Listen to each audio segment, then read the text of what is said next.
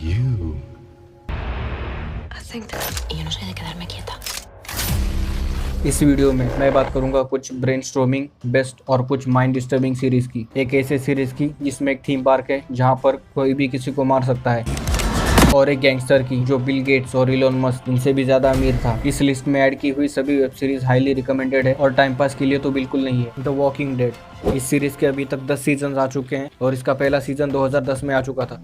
लेकिन अगर आपको ऐसा लग रहा है कि यार इतनी पुरानी सीरीज कौन देखना चाहेगा, लेकिन भूल कर भी ऐसी गलती मत करना, क्योंकि अगर परफेक्शन के बाद कोई वर्ड आता है तो वो है द वॉकिंग डेड। इस सीरीज में एक पुलिस ऑफिसर इंजर्ड हो जाता है और उसे हॉस्पिटल में एडमिट कर दिया जाता है। लेकिन जब वो होश में आता है तब उसे पता चलता है कि हर तरफ कुछ लोग बिना मेकअप किए घूम रहे हैं, लेकिन असल में वो ज़ॉम्बीज़ होते हैं। इस सीरीज़ में हमें देखना मिलता है कि ये पुलिस ऑफिसर कैसे सर्वाइव करता है इस ज़ॉम्बीज़ के आर्मी वाले सिचुएशन में। इस सीरीज़ में सबसे बड़ा प्लस पॉइंट है इसके हेडशॉट्स और ज़ॉम्बी किलिंग सीन्स। अगर मैं दुनिया की सबसे बेस्ट सीरीज़ की लिस्ट में अगली सीरीज़ को ऐड नहीं करूँगा तो मुझे जेल भी हो सकती है। ऐसा लॉ अब तक बना तो नहीं है, लेकिन बन जाएगा। तो इस सीरीज़ का नाम है मनी हाइस्ट। ज़रा एज्यूम कीजिए वो चोरी कैसी होगी जिसको सिर्फ प्लान करने में 15 से 20 साल का समय लग गया हो और जिसे सिर्फ अपने मेंबर्स को समझाने के लिए 5 महीने का समय लग गया हो। ये स्टोरी है एक प्रोफेसर नाम के बंदे की जो कि बहुत ज़्यादा फ्रस्ट्रेट हो चुका है सिस्टम से, लेकिन अब वो रेडी है अपने एक परफेक्ट प्लान के साथ the Royal Mint of Spain को लूटने के लिए, जिसके लिए उसने 8 लोगों की एक टीम बनाई है और उन्हें पूरे 5 महीने की ट्रेनिंग दी जा चुकी है। और इस ट्रेनिंग में उन्हें स्टार्टिंग से लेकर एंड तक जो कुछ भी प्रॉब्लम्स आ सकती है और फेस करनी पड़ सकती है, ये प्रॉब्लम सॉल्यूशन के साथ दिखाई गई है। इस वजह से ये सीरीज बहुत ज़्यादा इंटरेस्टिंग बन जाती है। Mind hunters. ये एक वेब सीरीज है जो कि one of the best crime drama show है जो इंस्टेंटली हिट हो गया था नेटफ्लिक्स पर। इस सीरीज़ की खासियत ये है कि ये एक रियल लाइफ इंसिडेंट पर बेस है। ये स्टोरी है 1977 के 2 FBI एजेंट्स की जो सीरियल किलर्स के बिहेवियर पर रिसर्च कर रहे होते हैं। इस प्रोसेस में उन्हें सीरियल किलर्स से पर्सनली मिलकर उनका इंटरव्यू लेना होता है और उनकी साइकोलॉजी, बिहेवियर और मेंटल कंडीशंस को स्टडी करना होता है। ये काम देखने और सुनने में तो आसान लगता है, लेकिन इन इंटरव्यू के दौरान जो कन्वर्सेशन होता है वो दिमाग हिला देने वाला है। इस वेब सीरीज का हिंदी डब बहुत ज़बरदस्त है, जिसे देखकर आपको सीक्रेट गेम्स के सुनहरे शब्दों की याद जरूर आने वाली है। नार्कोस। ये crime drama thriller web series है जो बेस है Colombian drug lord Pablo Escobar पे, जो 80s के टाइम पे बहुत बड़ा ड्रग सप्लायर था, जिसने लोगों को इस तरह कोकेन की लत लगा दी थी कि जैसे वो ऑक्सीजन बेच रहा हो। पाब्लो एस्कोबार ने सिर्फ ड्रग बेचकर इतना पैसा कमा लिया था कि अगर वो 2021 के इन्फ्लेशन रेट के हिसाब से मैच करे तो पाब्लो एस्कोबार बिल गेट्स और आयरन मैन से भी ज्यादा अमीर होगा।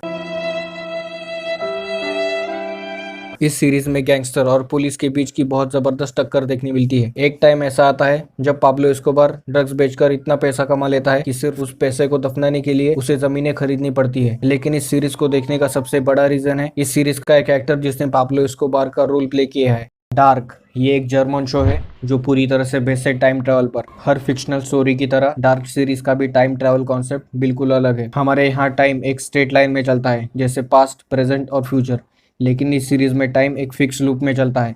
अगर आप चाहें तो पास्ट और प्रेजेंट में ट्रैवल कर सकते हैं, लेकिन सिर्फ एक ही रूल है, या तो आप 33 साल आगे जा सकते हैं या फिर 33 साल पीछे जा सकते हैं। आपको इस सीरीज को समझने के लिए इसके पूरे 3 सीजन देखने पड़ेंगे, लेकिन अनफॉर्चुनेटली ये सीरीज सिर्फ इंग्लिश में अवेलेबल है।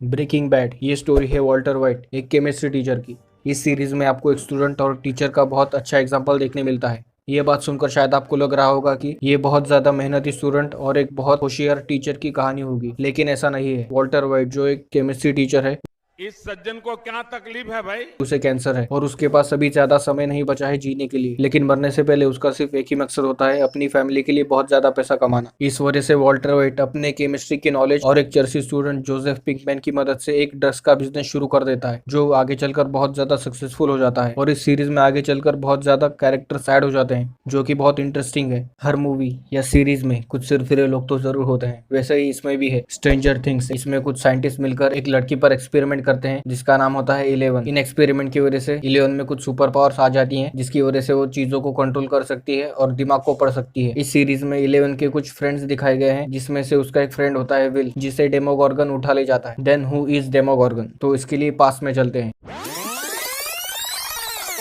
असल में 11 की सुपर पावर्स की वजह से दूसरी दुनिया का रास्ता खुल जाता है और वहीं से धरती पर एंट्री मारता है डार्कनेस लवर डेमोगोर्गन। ये सीरीज स्टार्ट होती है विल को ढूंढने से और सीजन 3 आते आते इसमें आउटस्टैंडिंग विजुअल्स वाला एक मॉन्स्टर ऐड हो जाता है। गेम ऑफ थ्रोन्स ये एक टीवी शो है जो जॉर्ज आर आर मार्टिन के बेस्ट सेलिंग नॉवेल्स पर आधारित है।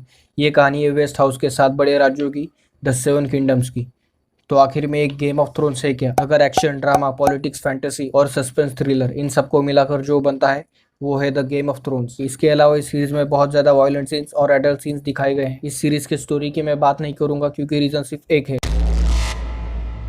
ये सीरीज पूरी दुनिया में पसंद की जाने वाली अब तक की सबसे महंगी और हाई बजट टीवी सीरीज है, जिसमें ड्रैगन वॉर, पॉलिटिक्स और बहुत कुछ देखने मिलता है। पीकी ब्लाइंडर्स ये एक क्राइम ड्रामा शो है जो वर्ल्ड वॉर 1 के बाद वाले इंग्लैंड की कहानी बताता है। 1990 की एक गैंग पीकी ब्लाइंडर्स की। ये शो 19 से इंस्पायर्ड है, लेकिन स्टोरी के कैरेक्टर्स फिक्शनल है। लेकिन what and why Peaky blinders? असल में इस गैंग के मेंबर्स रेजर ब्लेड लगी हुई पीकी कैप्स पहनते हैं और इसे अपने दुश्मन के खिलाफ इस्तेमाल करते हैं। इस वजह से इस सीरीज का नाम पीकी ब्लाइंडर्स है। पीकी यानी पिक कैप्स पहनने वाले और ब्लाइंडर्स मतलब अंधा करने वाले। इस सीरीज का सबसे बड़ा प्लस पॉइंट है इस सीरीज का स्ट्रक्चर, एक्टर की जबरदस्त एक्टिंग और साउंड ट्रैक। इस वजह से ये सीरीज ड्रिल मार के दिल में एक जगह बना लेती है। इस सीरीज के टोटल 5 सीजन है और हर सीरीज में आपको 6 एपिसोड देखने मिल जाएंगे।